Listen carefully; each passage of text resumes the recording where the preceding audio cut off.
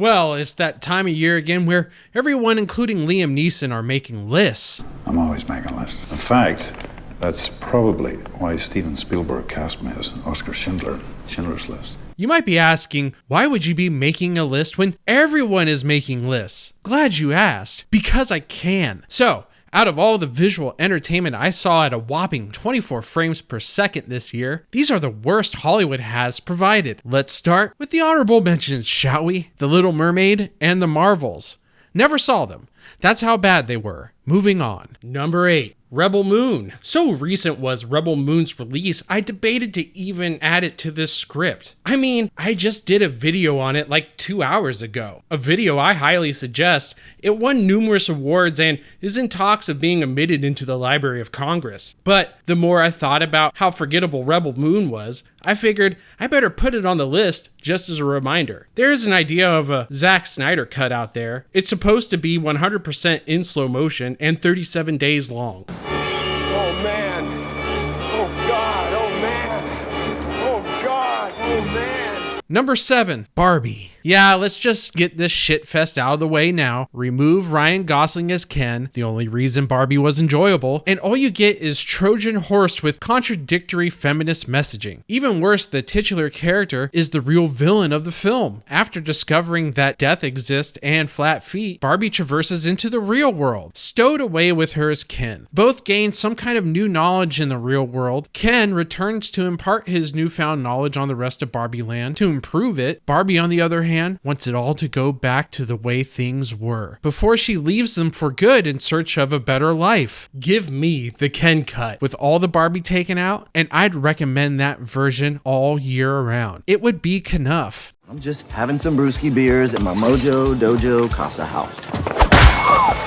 Number 6, AntMan and the Wasp: Quantumania. Hey, remember Phase 4? Good, me either. You did exactly what Marvel wanted. Forget about all that mind-numbing piece of shit phase Disney Marvel tried to pass off as entertainment. It's about time they got back on track with Phase 5. And the only way to get back on track was with your 16th favorite Avenger, Ant-Man, and his partner in crime, a plank of wood. Seriously, after all this time, can no one truly answer what exactly Hope's purpose is being in this movie? You know what people were looking for when they were going to the movies this year was to be stuck in some kind of CGI hellhole fuckfest for 2 hours. I'm pretty sure if you typed CGI hellscape into an image generating app, you would get Ant-Man's depiction of the quantum realm. The setting of Ant-Man 3 was the equivalent of watching a colonoscopy on acid for 2 hours. All this bullshit and absolute shit tier CGI can be summarized within one character alone. Surprised to see me.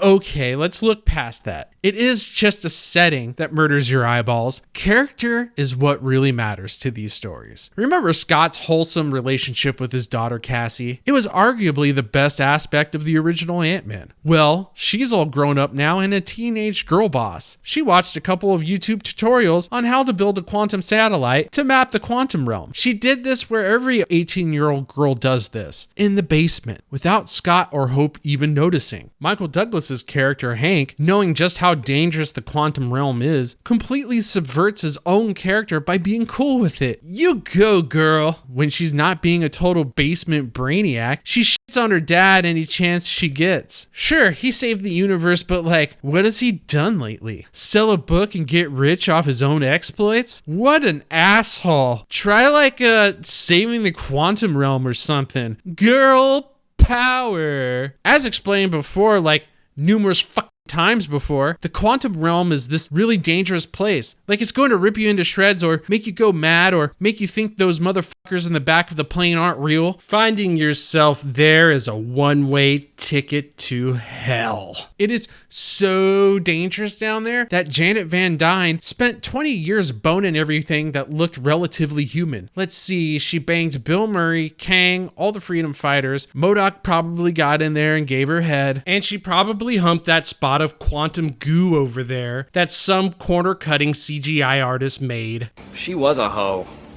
For show. Hank's cool with it though because needs or whatever. Yeah, well, we'll see how cool with it you are once your junk starts to turn into a purple squid and eats you from the outside in, Hank. Number 5. Blue Beetle. Speaking of Ant-Man, Blue Beetle was a retread of Ant-Man, but with more spice. Let's go over the plot here real quick. A reluctant hero who's trying to take care of his family gets fired from his job, but takes home a bug suit with superpowers, but he doesn't know how to use it, so he teams up with the daughter of the original designer of the bug suit, and at the same time, has to stop the evil CEO from creating an army of the same suits and selling them to the military that will take over the world. Okay, I'll be honest, it's different from Ant-Man. This time the hero is Latino who knows karate. Number 4, Scott Pilgrim takes off. Netflix turned the bait and switch routine into an art. I mean, they hired Kevin Smith to do just that with Masters of the Universe. He got called out before its release, so he assured everyone that it wasn't a bait and switch. When the show dropped, it was a bait and switch. Fuck. Dad and I are both okay. Masters of the Universe was Teela's show. He-Man was largely absent. Everyone shit on the show, and we all had to imagine what our favorite roided out toy could have been. So Netflix learned its lesson, right? Right? Wrong.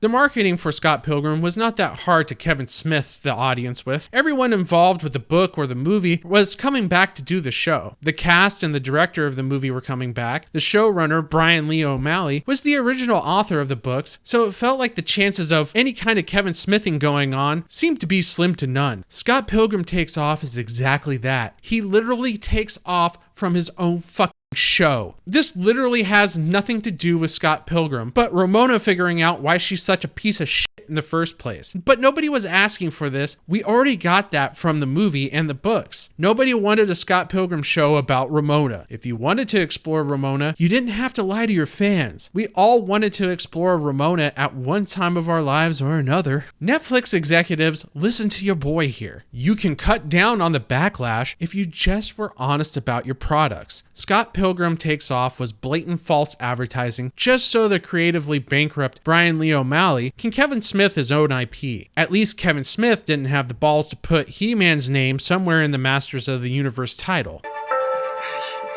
It's okay, you're okay.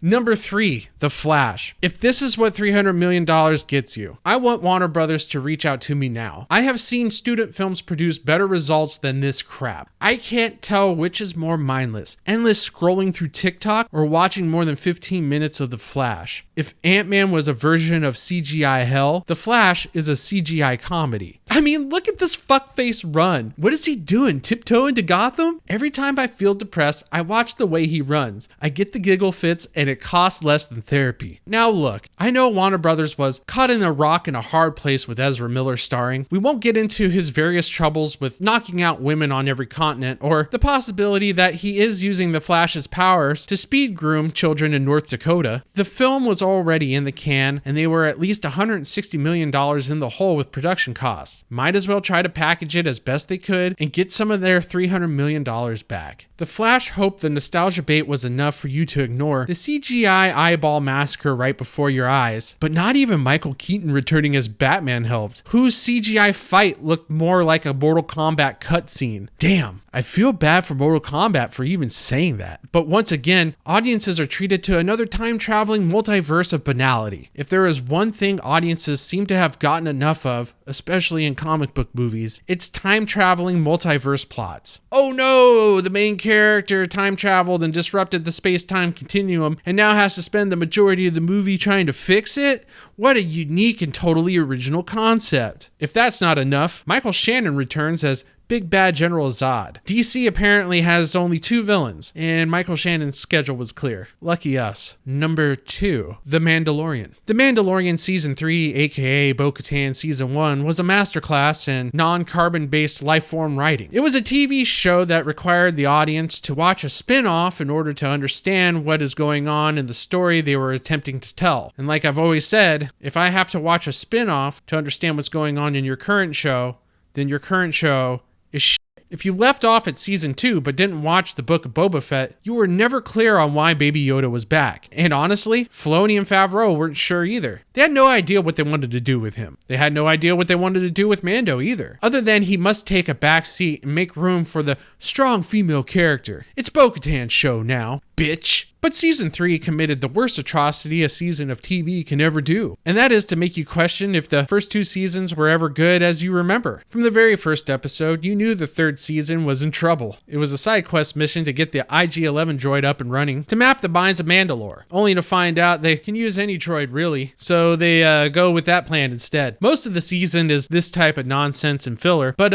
nothing is more filler than Lizzo's fat ass showing up. She stomps around the room and makes the camera shake. She roars for more food while double fisting sandwiches. She gnaws and thrashes about as the camera crew tries to find a long enough camera lens that would fit her in the frame. The catering truck was annihilated. She whips her head around and spots Baby Yoda. You pray that he's next, like Jabba eating one of those little frogs or whatever in Return of the Jedi. Somehow though, Grogu survives. Somehow, Lizzo manages to make Jack Black look small. Rules established in the previous seasons of The Mandalorian now are neglected for plot convenience. Beskar metal can now be crushed through Bo-Katan's hand. Don't worry though, it's only the Darksaber that was completely obliterated, not her little bones. But in this Star Wars series, the most formidable villain continues to reign unchecked. No, I'm not talking about Moff Gideon. He ain't shit compared to Kathleen Kennedy. When it comes to her Forces Female campaign, she commands the battlefield like Napoleon. She has retreated not 1 inch, nor has she hesitated 1 bit in her complete and utter destruction of Lucasfilm. I have no idea what George Lucas said to her when Kathleen Kennedy was his secretary, but I am pretty sure it was on the set of Indiana Jones when he told her she had a fat ass or something, which brings us to number 1, Indiana Jones and the Dial of Destiny. Do you know how much it pains me to say the worst movie of the year is an Indiana Jones film? I'm reminded of a scene in an earlier Indiana Jones, the middle child of the only 3 Indiana Jones movies I consider existing, Temple of Doom. In Temple of Doom, Indiana Jones has to fight this giant guy wearing a turban and a sash on a conveyor belt that is crushing rocks. Well, the sash gets caught in the rock grinder, and all of a sudden the giant, who moments earlier was trying to kill Indy, is now begging Indy to save him. Indy does everything he can to save the man who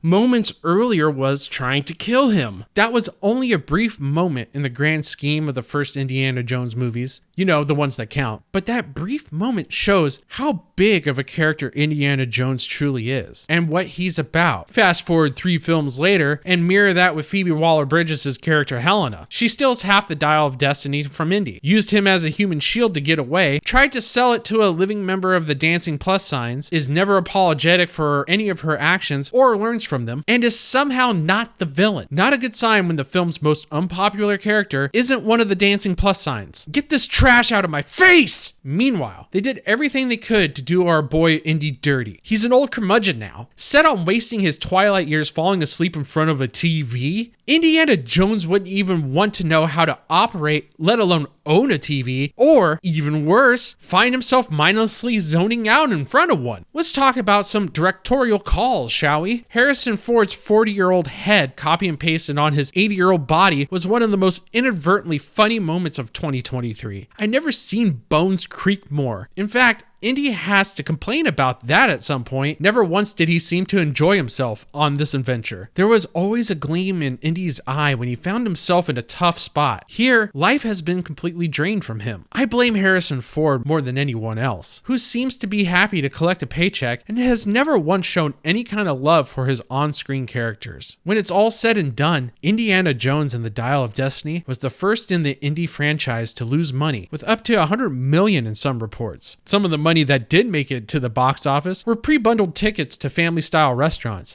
Get a free ticket to see Indiana Jones and the Dial of Destiny when you spend $35 at Applebee's. Damn, someone was having a good night at Applebee's with his family, and not at the movie theater. Those free tickets made for nice coasters. And there you have it, my worst of 2023. Let me know what your worst movie or TV show was down below in the comments. And sincerely, my best wishes for a happy new year to you all. If you enjoyed this video, you go ahead and smash that like button. While you're done doing that, hit the subscribe button.